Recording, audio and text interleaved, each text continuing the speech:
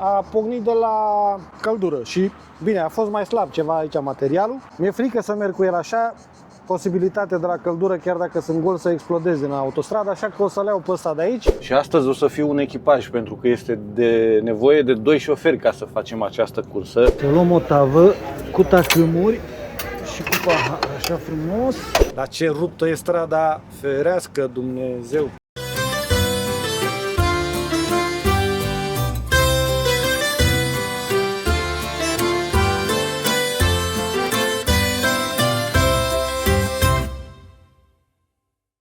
Salutare dragilor și bine ați venit la vlog Bună dimineața de la mine, pentru că este 5 și 25 de minute.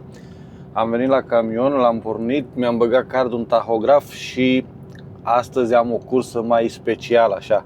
De ce zic că este o cursă mai specială? Pentru că este o cursă mai lungă și astăzi o să fiu un echipaj, pentru că este de nevoie de 2 șoferi ca să facem această cursă, pentru că de unul singur nu reușeam.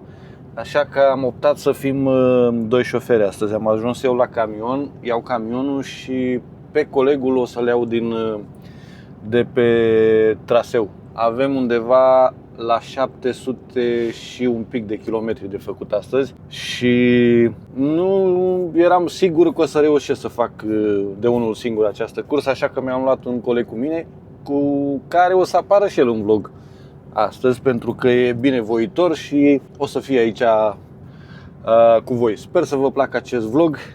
Puneți și voi un like, abonați-vă la canal și hai să înceapă ziua tată, că mare lucru nu avem de făcut decât mergem până la destinație. Avem un palet lung de 4 metri de descărcat, îl lea, pac, înapoi nu cred că găsim nimic, așa că du-te, vino, facem astăzi. Sunt curios să văd dacă a ajuns colegul, că aici ne-am dat întâlnire, își parchează mașina aici în Peco. Ia să vedem cât este de serios sau mă face să aștept. Nu cred că mă face să aștept, că e, de obicei știu că e serios.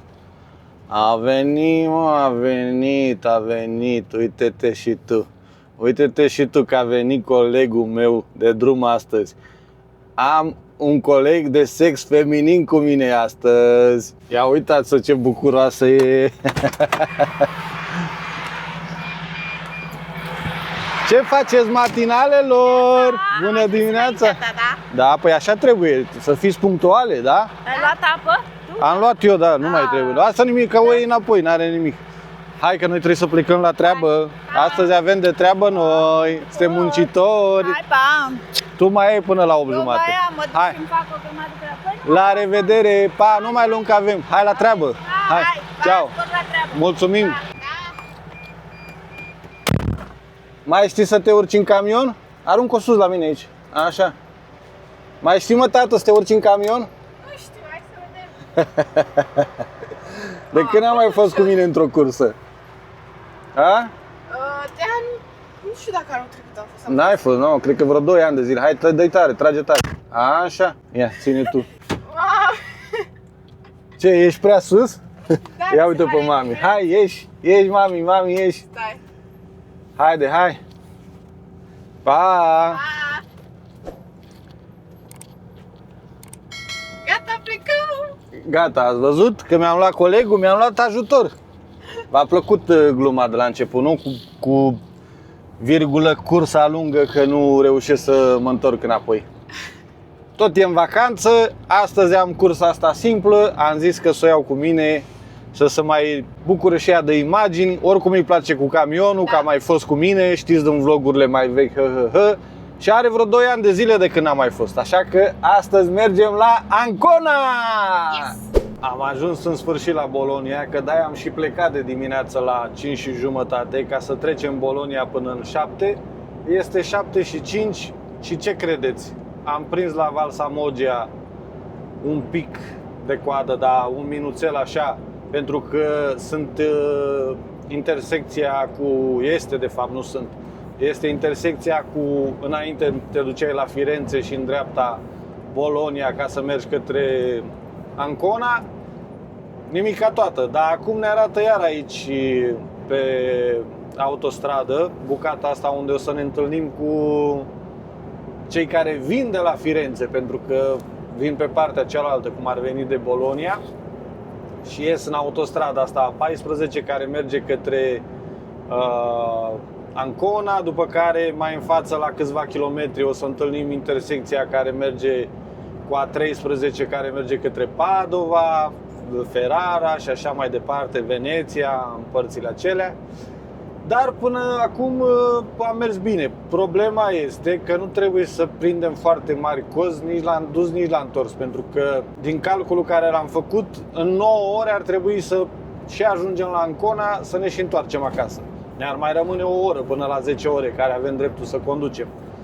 Dar dacă cumva prindem cozi mari și mergem cu peticul, cu metru, cu nu știu ce, suntem la risc. Dar cu ajutorul lui Bunul Dumnezeu, hai că s-a pus avarii, că uite că începe balamucul. Cu ajutorul lui Dumnezeu, eu zic că ne încadrăm și ajungem acasă. Gata, începem. Aici, nu știu dacă v-am mai povestit, pentru cei care nu știți, pentru cei care știți, treceți cu vederea, pentru cei care nu știți, când se face coadă, se dă avarii. Aici, de obicei, nu se mulțumește când îl ajuți cu ceva în trafic cu avarii, se mulțumește stânga-dreapta, dai semnal stânga, semnal dreapta, așa rapid, scurt. Asta la camioane. Mașinile mici mai au nevățat, încă nu știu eu ei de chestia asta. Ai întors către mine, credeam că ții către Veroneze asta. Da. Cum ți se pare dimineața? Frumos, numai că mi se pare super ciudat pe autostradă, pentru că cu mașina mergi cu 130 mai tare, și ajungi, viteză, știi? da. Aici trebuie și să așa stai... 90 mi se pare super încet față de mașină, Da, dar e un dezavantaj că ești limitat, știi, îmi place să văd așa de sus cum se vede tot. Și traficul și peisajele și tot, Da. nu? Am vrut să ne mai oprim la o cafea, dar am zis să trecem Bologna și oricum am băut acasă una dimineață. Adică am făcut colațiune, Da, și am mâncat și salamul meu de biscuit foarte bun. făcut de Izabela Da. în casă, bineînțeles, și vreau să vă îndrum, mai ales pe cei mai tineri. Dacă vreți să mergeți să dați un ochi pe canalul ei de YouTube cu Izabela în Italia, că a început să-și facă curaj, ușor să reposteze, deocamdată are câteva rețete acolo și dacă voi în comentarii vă duceți și o spamați acolo și o pisălogiți la cap, poate se apucă și de, nu neapărat daily vlog să postezi în fiecare zi, dar măcar un vlog 2 pe săptămână. De ce nu? Că e păcat și așa e în vacanță, n-are ocupație, mari prietene nu are pe aici ca să iasă, așa că i-ar prinde bine. Asta depinde și de voi, dacă o ajutați și o împingeți de la spate așa în comentarii, cei mai tineri sau celor care vă place de ea, cum se comportă și cum vorbește. Una peste alta, sperăm să trecem repede de aglomerația asta, că se pare că e nașpa deocamdată. La ăștia mă duceam eu, vedeți voi, mașinile astea, este ca un siloz, asta din dreapta de aici, și eu descărcam cu cisterna anumite produse din astea, că era șapă, că era tencuială, că diferite produse, și cu aia ei au un motor, ori și împinge șapa și o toarnă unde are nevoie, ori dacă nu, tencuiala și așa mai departe. Nu știu dacă sunt prin România mașini din astea automatizate așa. Nu te-am luat niciodată la cisternă cu mine, să Nu. știi. Și chiar asta cred că e a 3-a oară. Te-am luat odată când eram la prelată, când Da. mergeam la porturi pe la Savona, odată la container, Da. și asta este a 3-a oară. Da. Și n-ai mai fost cu mine din 2023. Da. Adică 3 ani de zile. Da. Cam mult, pentru că să ai un tată șofer și să ajungi așa rar pe camion, trebuia să mergi mai des cu mine, știi? Depinde, a fost și școală și când a fost vacanță. Da, oricum am fost mereu ori vara, ori gen aproape de Crăciun. Știi că am mai fost odată și aproape de Crăciun. Da, da. Și ai mai fost și odată în România. Da, când lucram, dar nu mai știu pe ce perioadă. la Târnăveni. Cred că tot așa vara. Era sau... vara, era nu mijlocul verii, Când am dus, mai ți-aduce Ah, da, aminte da, că am da. urcat Și mașina am mică în urcat remorcă, la Singureni am urcat mașina mică în remorcă, ne-am dus până la Târnăveni, acolo am dat-o jos pe rampe din alea și ne-am întors cu mașina. A fost și mami cu noi atunci. Da. Amintiri frumoase avem, toți împreună. Mă miram de ce e coadă, eu am dat vina pe intersecțiile respective, dar e o bandă închisă, vedeți și voi aici, că sunt cei de la autostradă. E un camion stricat și a ocupat o bandă și din 3, vă dați seama, rămân 2 benzi, circulație mare. În dreapta avem tangențiala de Bologna care e plină și ea, 2 benzi și e plină. Dar oricum se merge, de acum încolo s-a dat drumul. Am pierdut 2-3 minuțele, adică nimic semnificativ. Suntem pe la Rimini, pe autostradă și arătam Izabelei, ține tu tată. Stai să trecem de panourile astea ca să se vadă. Îi arătam Republica San Marino, că se vede de aici, se vede foarte frumos, că mare parte din acest stat în stat e pe un munte așa așezat, pe o stâncă. Dar acum au venit toate bozile și garduri din astea de anti-zgomot și nu putem să mai vedem, dar poate urcăm. când urcăm aici un pic sus, știi? Să vedem dacă se vede. Nu cred că mai avem noroc, că deja au început dealurile astea din Marche. Au, ce frumos e cu tractorul ăsta, bă, care tăia la fân acolo, ai văzut? Da. Mamă, dar ce imagine frumoasă era. Ia că și aici o să se vadă fain.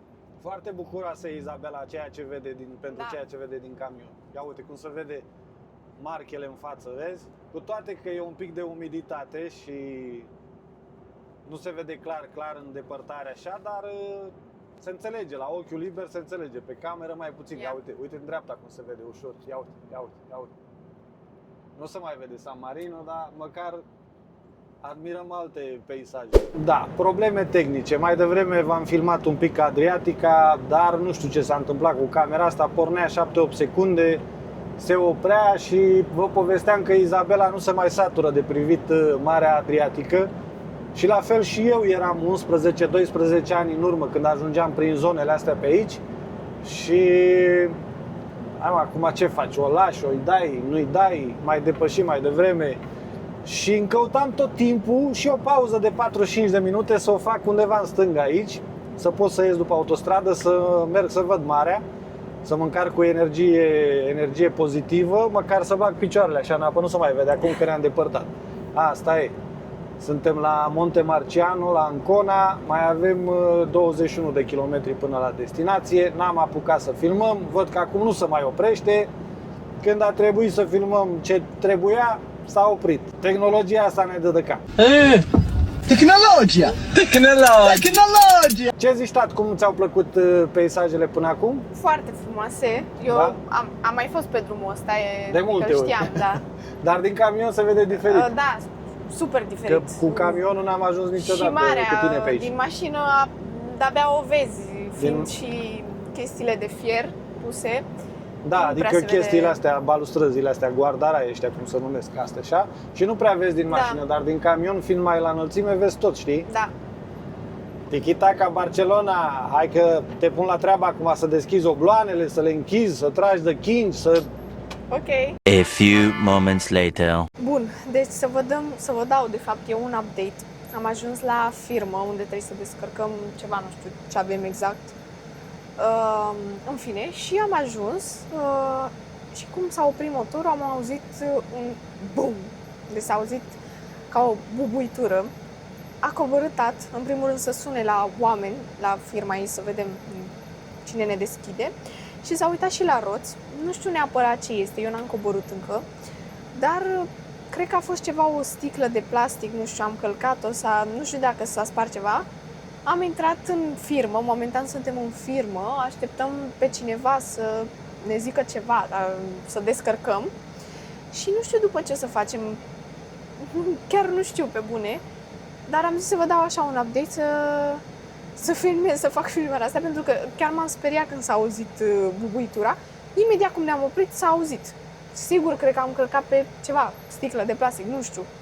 Nu știu dacă s-a găurit, nu știu. Acum ne descarcă și vedem.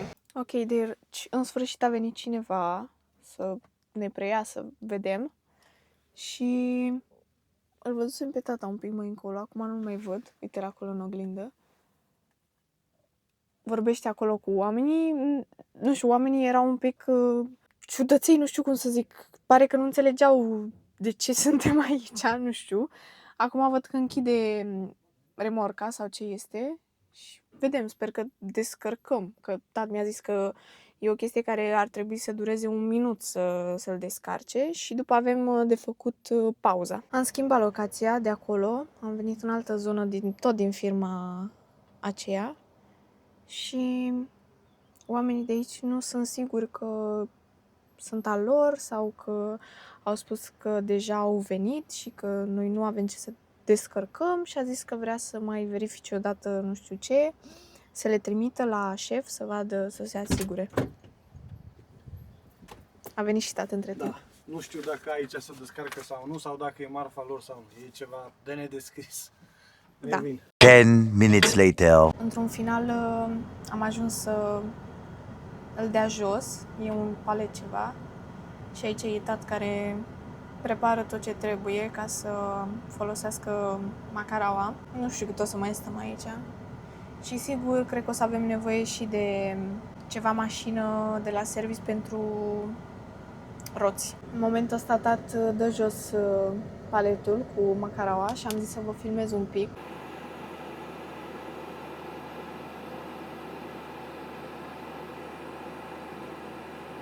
Te-ai speriat, tat? Nu neapărat, dar nu știu, așa, fix astăzi. Fix astăzi când ai venit tu cu mine s-a întâmplat. Nu, n-are nimic, tati, astea sunt lucruri neprevăzute. Am vorbit acum la firmă și dați să și vă arăt ce s-a întâmplat, că v-a povestit Izabela doar, dar n-ați văzut. Am vorbit acum la firmă și îmi caut, vedeți, s-a crăpat. Fără să-l taie nimeni, fără să iau vreo bordură, ceva, că se vede că nu e frecat, nu e nimic. A pornit de la căldură și, bine, a fost mai slab ceva aici materialul. Mi-e frică să merg cu el așa, posibilitate de la căldură, chiar dacă sunt gol, să explodeze în autostradă, așa că o să-l iau pe ăsta de aici și o să-l pun aici pe carel, pe axa asta care se suspendă. Și atunci axa asta nu o să atingă niciodată jos deocamdată, până ajung acasă să-mi pun alt cauciuc nou. Și ăsta o să mi-l pună pe față, până la Fiorențola. Așa că mai am 20 de minute de pauză de făcut aici ca să se azereze orele, adică să se reseteze orele, să pot să conduc din nou și să caut cea mai apropiată vulcanizare de camioane, să-mi schimbe roțile între ele și gata, suntem buni de drum. Nu te mai speria că e tot ok. Ia uite mă, tată, unde te-am adus, vezi, da? Până la urmă te duc și în port la Ancona, vezi? Vrei, Da. nu vrei? Te duc în port, ia uite casă din asta de pescari, ia uitați-vă și voi cât e de veche. Ce frumos e! Da. Am ajuns în port, mai avem 2 km 600 până la vulcanizare. Mamă, dar ce poduri suspendate, rupte are ăștia, vai de mamă, dar ce frumos să vede orașul de aici. Ia uite când te uiți în stânga acolo, tati, vezi? Da. Dacă eu trebuie să fiu atent și la biciclist, că ăsta o avea plasele de pescuit Da, cu el cred aici, că da. ceva. Nu știu. Da, și suntem în portul naval Ancona. E prima dată când vin, n-am mai fost niciodată, n-am avut ocazia. Nici eu. Uite că s-a întâmplat să se spargă roata, să acrape de fapt, nu să se spargă, că nu s-a spart definitiv. Pe o parte e mai bine așa. Ai mai multe activități, nu? Că era prea simplu, autostradă, dus întors, autostradă, cam plictisitoare cursa, nu? Da. Mai am 500 de metri ca să ajung la vulcanizare și trebuie să fac dreapta aici pe strada asta. În față e un terminal de container, exact cum era la Spezia. Bineînțeles că nu merge decât o linie din asta ca să intre containerele în port. Uitați-vă și voi, din 3 merge una singură. Peste 500 de metri vei ajunge la destinație. Aha, același sistem, uitați-vă și voi. Și pe aici intră ăștia goi. Bine că am scăpat de container, că ferească Dumnezeu, cred că eram cu nervii la pământ și eram cu 10 ani mai bătrân. Acum stau liniștit. Dar și portul ăsta e în construcții pe aici, văd, e balanul mare. Dar ce ruptă e strada, ferească Dumnezeu. Ia să vedem, ne face vulcanizatorul repede schimbul de roți sau nu ne-l face?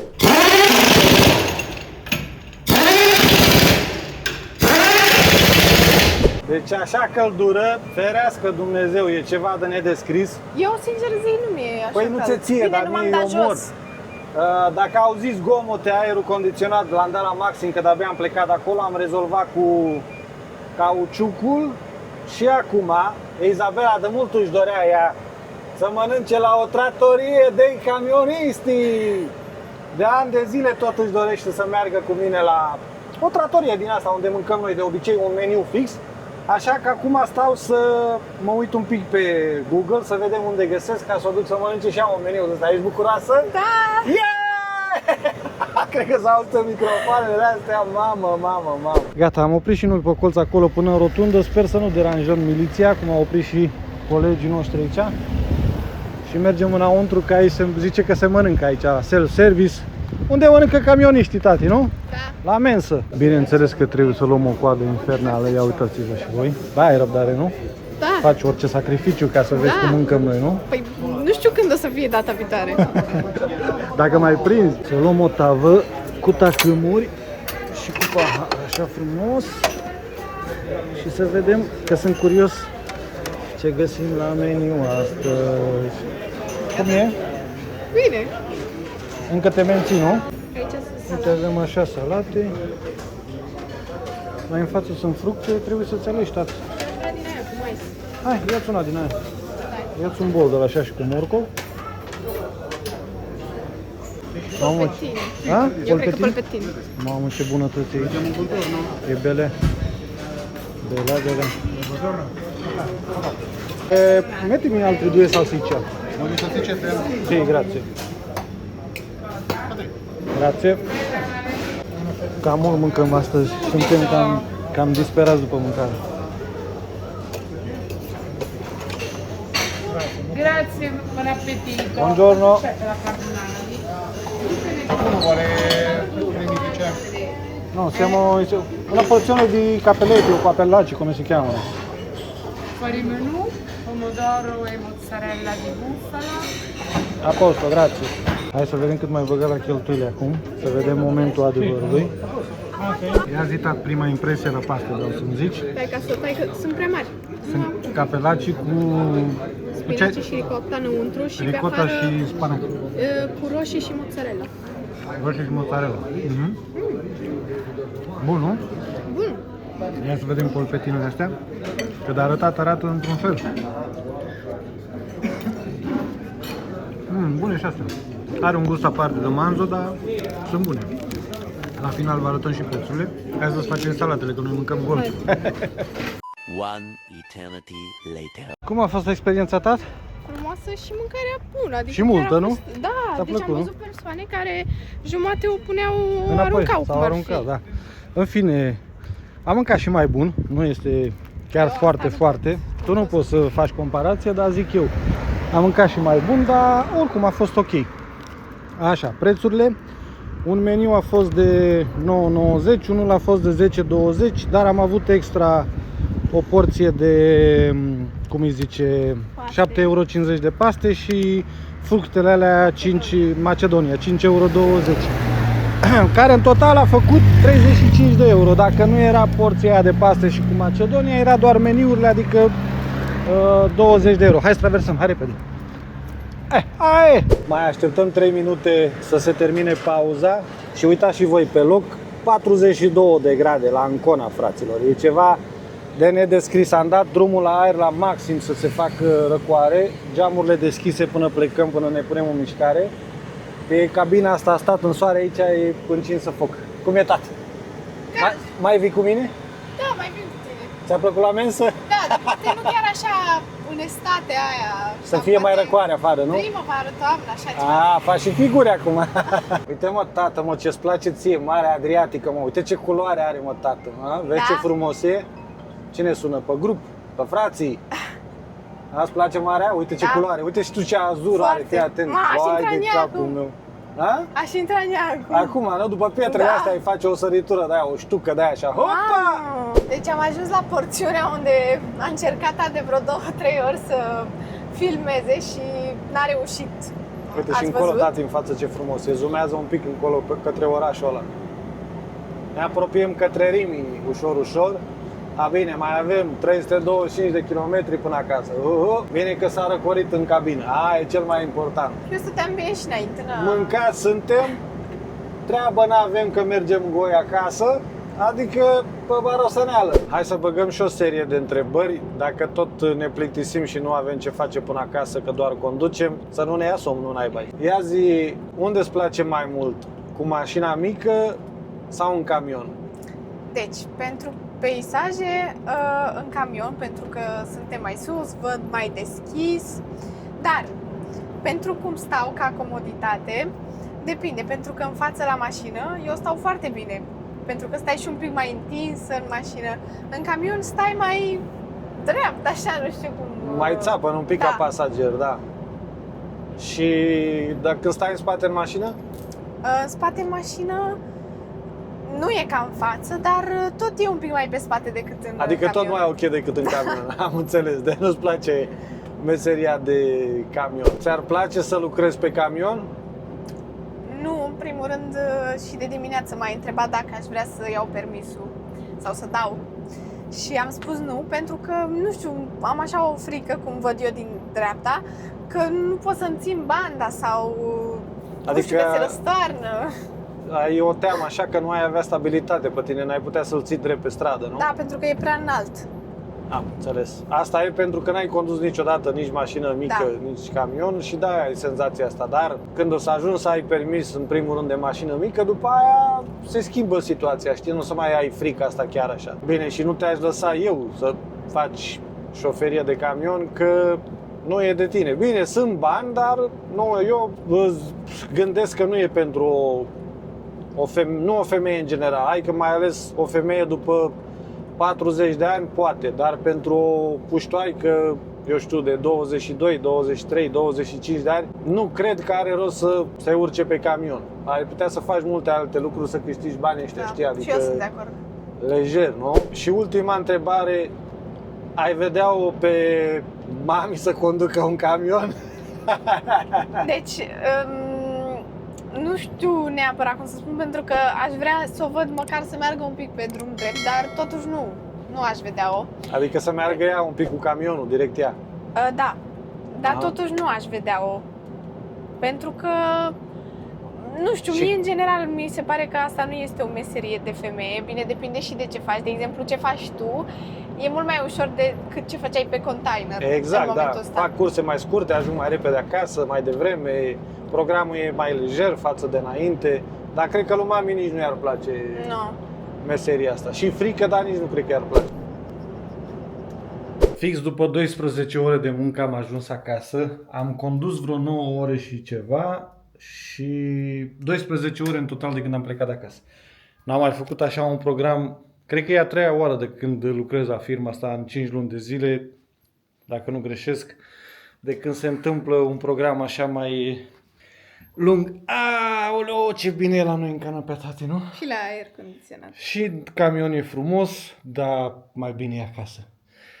Ia zi, cum a fost ziua de azi, cum ți s-a părut? Că nu e prima dată pe camion, e deja a 3-a, 4-a oară. Dar, E obișnuită cu așa ceva, dar cum ți s-a părut ziua de astăzi? Frumoasă și mi-a plăcut că nu am fost încă cu camionul în zona aia de Marche și așa. Așa, că n-ai văzut până acum, da, cu Da. camionul. Și mâncarea a fost bună.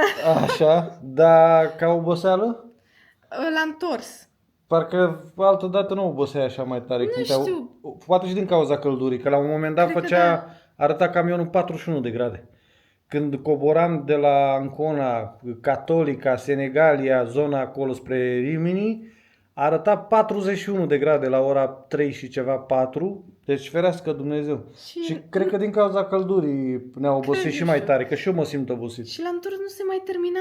Deci de la Parma până la Fidența, părea că am făcut o oră. Nu cred s-a că mai am terminat drumul, nu? L-am Erai întors, tu da. nerăbdătoare. Nu știu. Dragilor, ăsta a fost vlogul, asta a fost ziua cu noua mea colegă pe camion, cum v-am spus de dimineață.